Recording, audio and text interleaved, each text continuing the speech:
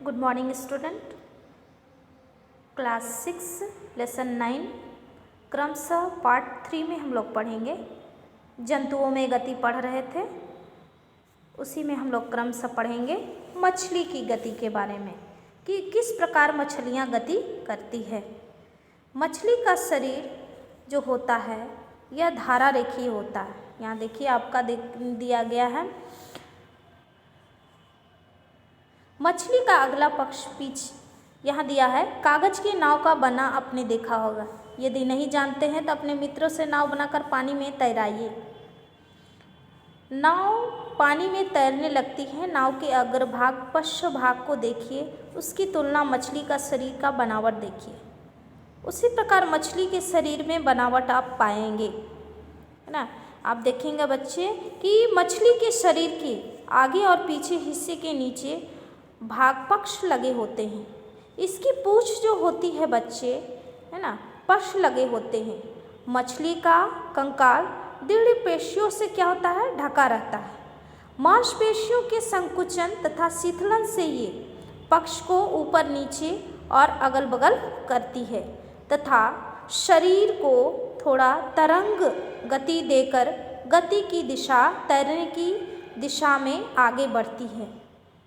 आपने गोताखोर लोगों को देखा होगा, उनके पैरों में पक्षों की तरह के फ्लीपर पहनते हैं जो उन्हें जल में तैरने में क्या करते हैं, सहायता प्रदान करते हैं। ये है आपका मछली की गति। नेक्स्ट है आपका सर्प, सांप की गति। सांप किस प्रकार गति करते हैं, तो सांप के शरीर में अनगिनत वलय होते हैं। ये जो देख रहे हैं इस प्रकार से मुड़ा हुआ, इसे कहा जाता है बच्चे वलय। इसे वलय कहा जाता है। तो इस प्रकार से क्या होता है, वलय, अनगिनत वलय बनाकर क्या होता है, वे गति करते हैं। ये वलय मांसपेशियों को मदद से लहरदार गति उत्पन्न कर सांपों को गति प्रदान करने में क्या करते हैं, सहायता प्रदान करते हैं। इनके जो मेरुदंड होते हैं बच्चे, वे लंबा तथा बहुत लचीले होते हैं, है ना। इस प्रकार से सर्प क्या होता है, वलय, अनगिनत वलय करके अपने मांसपेशियों की सहायता से लहरदार गति उत्पन्न करते हैं। तो ये हो गया आपका सर्प की गति। तो ये चैप्टर आपका समाप्त हुआ बच्चे। अब हम लोग अभ्यास प्रश्न में जाएंगे। तो प्रश्न अभ्यास में क्या है, शरीर का अंग जहाँ से मुड़ता है उसे कहते हैं। तो आपका आंसर होगा 3, 1 और 2 दोनों, संधि या जोड़ दोनों कहा जाता है। ख है, शरीर की अस्थियों का ढांचा कहलाता है। तो क्या कहलाता है, कंकाल तंत्र। ऊपरी जबड़े एवं खोपड़ी की संधि कहते हैं, वो कहलाएगा अचल संधि।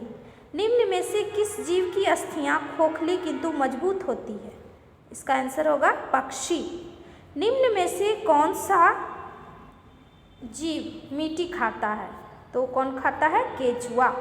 नेक्स्ट इधर आइए, रिक्त स्थान की पूर्ति कीजिए। यहाँ दिया हुआ है कब्जा संधि, मांसपेशियों, गति, कंकाल तंत्र। तो क नंबर में है, अस्थियों की संधियाँ शरीर की गति में सहायता करती है। ख, अस्थियाँ एवं उपास्थि संयुक्त रूप से शरीर का कंकाल तंत्र बनाती है। कोहनी की अस्थियाँ कब्जा संधि द्वारा जुड़ी होती है। घ, गति करते समय मांसपेशियों के संकुचन से अस्थियाँ खींचती है। नेक्स्ट तीसरा नंबर है, निम्न कथनों के आगे सत्य तथा असत्य को इंगित कीजिए। क है, सभी जंतुओं की गति एवं चलन बिल्कुल एक समान होता है। आप इधर मैं आपको पढ़ाई बच्चे, क्या सभी जंतुओं की गति एक समान है, नहीं।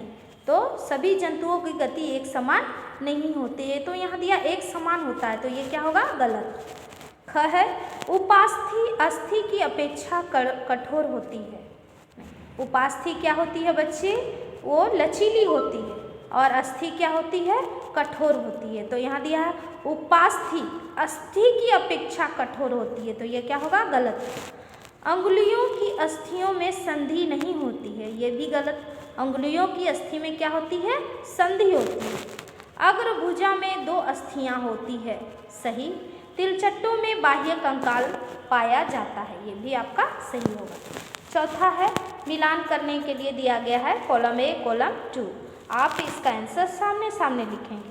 आप तिर्यक चिन्ह नहीं लगाइएगा बच्चे, बल्कि इसका आंसर सामने सामने लिखिएगा। तो पहला है ऊपरी जबड़ा। ऊपरी जबड़ा क्या होता है? एक अचल संधि है। मछली, मछली का शरीर धारा रेखीय होता है, शरीर पर पक्ष भी होता है। नेक्स्ट, पसलियाँ। पसलियाँ क्या होती है? हृदय की सुरक्षा प्रदान करती है। घोंघा, घोंघा में क्या होगा? घोंघा बहुत धीमी गति से चलता है और इसमें बाह्य कंकाल भी होता है। नेक्स्ट है तिलचट्टा। तिलचट्टा हवा में उड़ सकता है। नेक्स्ट है प्रश्न अभ्यास है, निम्न प्रश्नों के उत्तर दीजिए। कंदुकखलिका संधि क्या है? कंधे की संधि को कंदुकखलिका संधि कहा जाता है। नेक्स्ट है कपाल की अस्थि कौन सी गति करती है? तो कपाल की संधि कौन सी गति है? अचल संधि है, इसलिए वो गति करती नहीं है।